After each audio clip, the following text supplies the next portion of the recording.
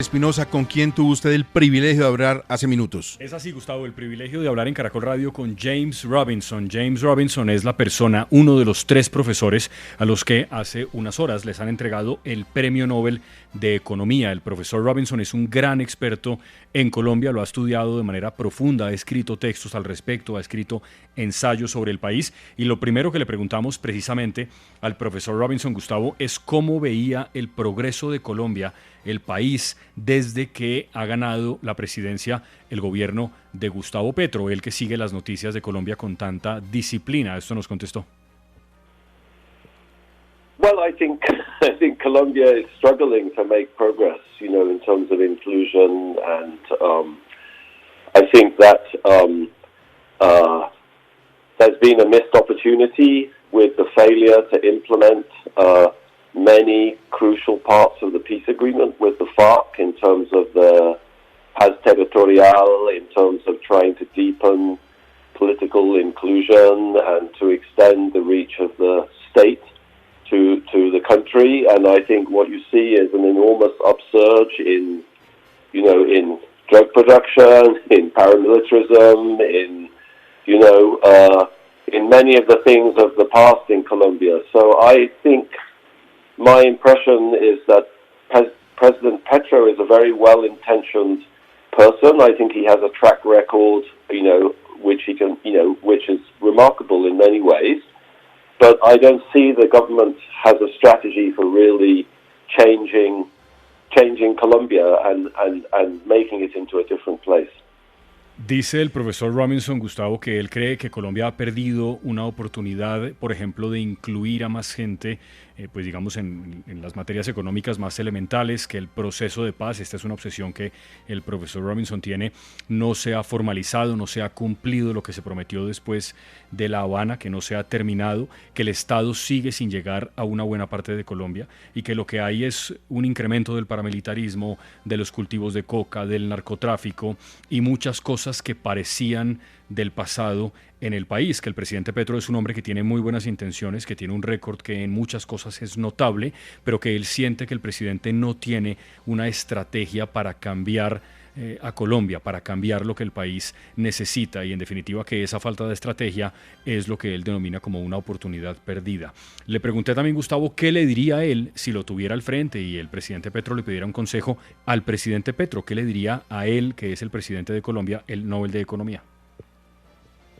I think you have to decide what you want to achieve, and you have to prioritize, and you have to kind of find a way of implementing. I think the main problem in Colombia is that the government is absolutely terrible at implementing anything, in terms of delivering services to people, in building roads, in just kind of incorporating all Colombians into that society. I think if you visit rural Colombia, the Pacifico, los Llanos, you find people kind of cut off from the state and cut off from their rights. And that's why, but to solve that problem, you need to build institutions. Our work is about building institutions, and you need to build institutions, and you need a strategy for building those institutions. And I don't see such a strategy. Insiste en el punto de la estrategia, que él no ve una estrategia, que el presidente Petro lo que tiene que hacer si quiere alcanzar cambios es priorizar, que el problema es que el gobierno en Colombia, y no se refiere solamente al gobierno del presidente Petro, sino en general, no sabe implementar nada, no sabe hacer carreteras, construirlas, entregarle a la gente lo que la gente necesita, que si uno visita regiones como el Pacífico, los Llanos, hay gente que está básicamente fuera del Estado, fuera del alcance del gobierno, y que eso tiene implicaciones muy graves, que hay que construir instituciones y que eso es lo que no se ha hecho porque la estrategia sigue sin estar clara. Le pregunté al profesor Robinson, Gustavo, que algunos en la izquierda en Colombia afirman que en Colombia no hay democracia, que aquí no tenemos una democracia, que si él siente que en Colombia tenemos una democracia. I don't think that's true. I mean, I think, the election, President Petro's election was, one of the most democratic elections ever in the history of Colombia, I think. I think, whoever was voting for Rodolfo, for example, nobody sold their vote. There was no clientelism. That was people genuinely expressing their discontent, with how things were in Colombia and trying to find something different. And so I don't think that's true. I think in many ways, Colombia has one of the deepest histories of democracy in Latin America. It hasn't suffered from military regimes in the same way. Sure, it's been clientelistic or whatever, but I don't think that's true. Of course, democracy needs to be deepened, but for me, the bigger problem is just finding a way to build institutions and make the state work better, in the interests of people in society, and find a way of implementing policies to really change inequality and to really improve social mobility and people's opportunities.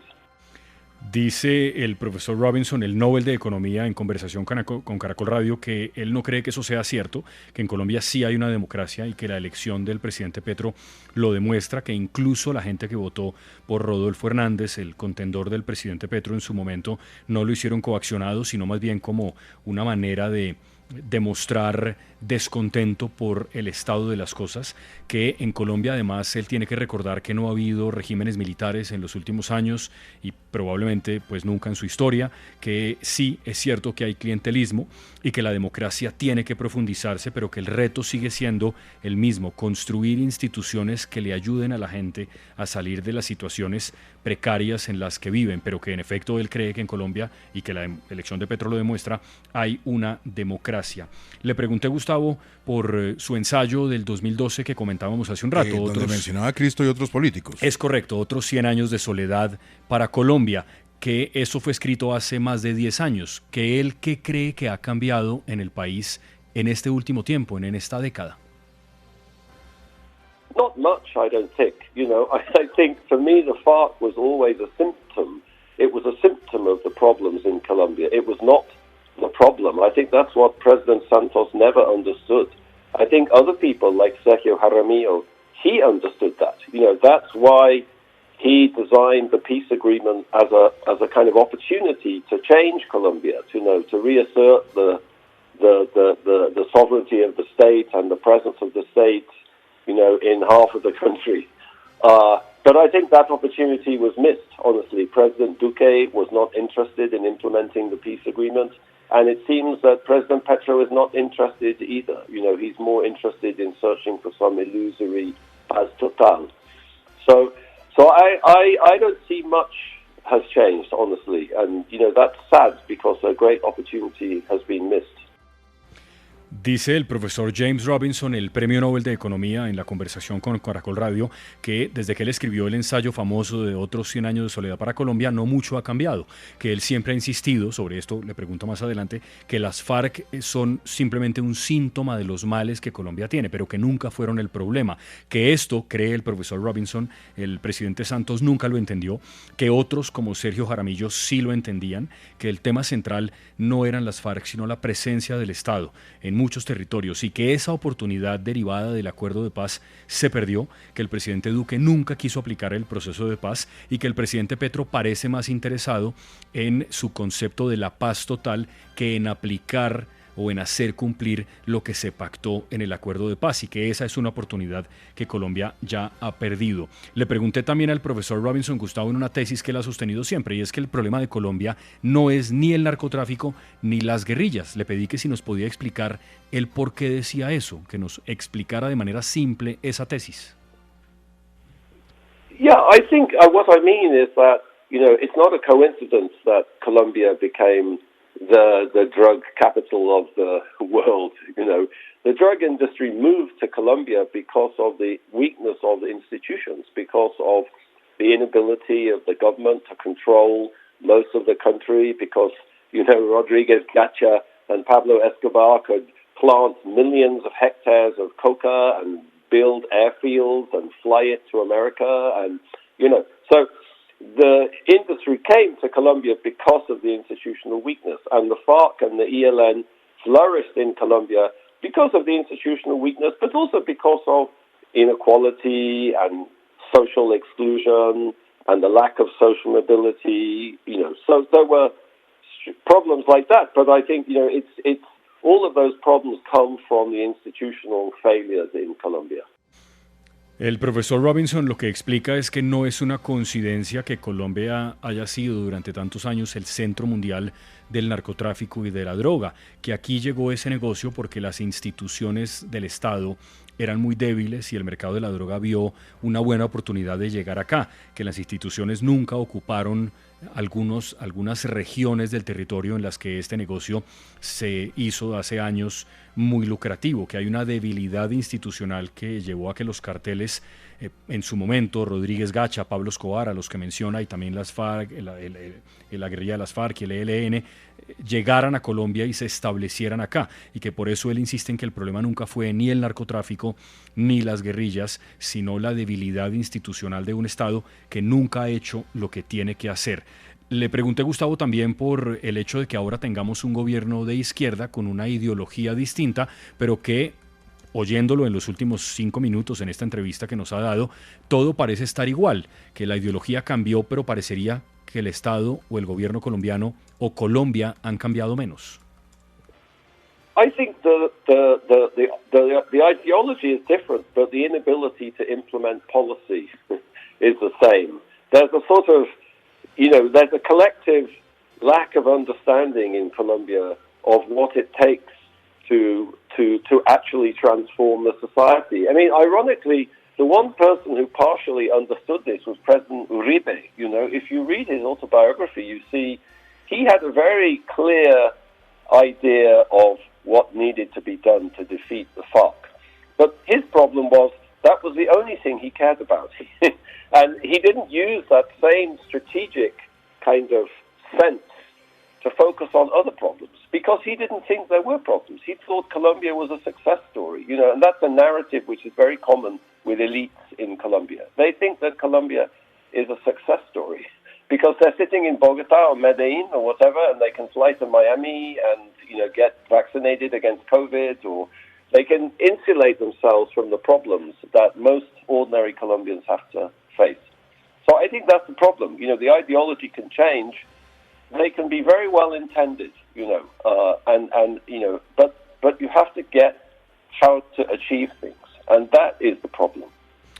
Esta respuesta es bien interesante y es muy dura, Gustavo. Dice el Nobel de Economía, el profesor James Robinson, en conversación con Caracol Radio, que en efecto la ideología del gobierno de turno ha cambiado, pero que la inhabilidad que tiene el Estado para implementar cambios y transformar al Estado, al país, es la misma, que quien parcialmente entendía esto era el expresidente Uribe, que así lo dejaba claro en sus escritos, que sabía qué había que hacer para derrotar a las FARC, pero que era lo único que le interesaba, que todos los otros problemas el presidente Uribe nunca trató de solucionarlos.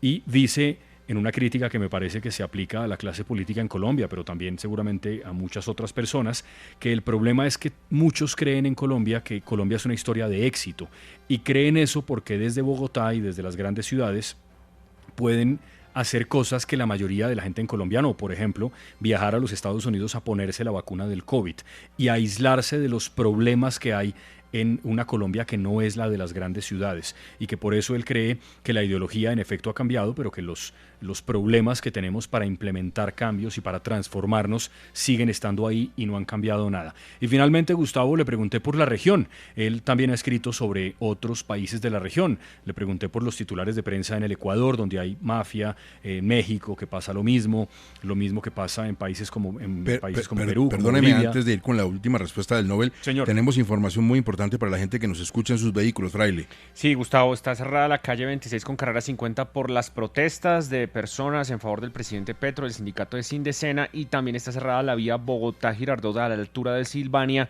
por una protesta. Y le preguntaba a Fraile entonces que cómo ve la región de tantas noticias malas que a uno le llegan de América Latina, que cómo ve él el panorama. Well, it's a complicated picture. Obviously there are disasters like in Venezuela, like in Argentina at the moment, where you have a completely unrealistic kind of utopian policy, and which can never be successful. But you have other places where there's a lot of success. I think in Chile, they're still building. a future in Chile. I think President Boric has done a fantastic job. He's a very serious man. Yes, he didn't get the constitution he wanted, but that's fine. That's democracy. I think in Bolivia, you've had an enormous transformation in Bolivia in terms of with the MAS and in terms of empowerment of indigenous people, and there's a kind of social revolution going on in Bolivia, which is fantastic. You have in Mexico. Dice el profesor Robinson que en efecto en la región de Latinoamérica el panorama es complejo, pero que hay distintos ejemplos, que en Venezuela, por ejemplo, pues hay una tragedia, que en Argentina hay una utopía irrealizable que jamás va a ser exitosa, pero que también hay países que lo han hecho bien, como Chile, con el presidente Boric, del que dice que es un hombre muy serio, que no tiene la constitución que quiso, pero que esa es la democracia. Habla de Bolivia, de los cambios también con el partido de Evo Morales para mucha de la población, y finalmente dice que él puede criticar muchas cosas de Andrés Manuel López Obrador en México, pero que le parece que en general fue un gobierno exitoso. O era un Nobel que nos conoce tan bien, tan bien. Impresionante, Gustavo, lo tiene perfectamente claro los gobiernos, la manera de hacer las cosas y los problemas que tenemos, y fue un gusto hablar con él, la verdad. Como un académico, sin militancia y sin pasiones. Tal cual. Y mientras tanto, a todos por igual. Nosotros aquí, matándonos por el muro en Cali de la 25 entre carrera primera y octava, que el fin de semana causó tanta conmoción con el letrero de Petro no se va. Y yo estoy de acuerdo con el muro. Lo que pasa es que el muro tiene que ser más largo para que quepa. Petro no se va sino hasta después de terminar su periodo presidencial. Y si lo quiere un poquito más largo, también podría el muro, si hicieran la letra más pequeñita y calcularan mejor, Petro no se va, se puede quedar a vivir en Colombia con el país que quede después de su mandato, como todo expresidente. 9:54.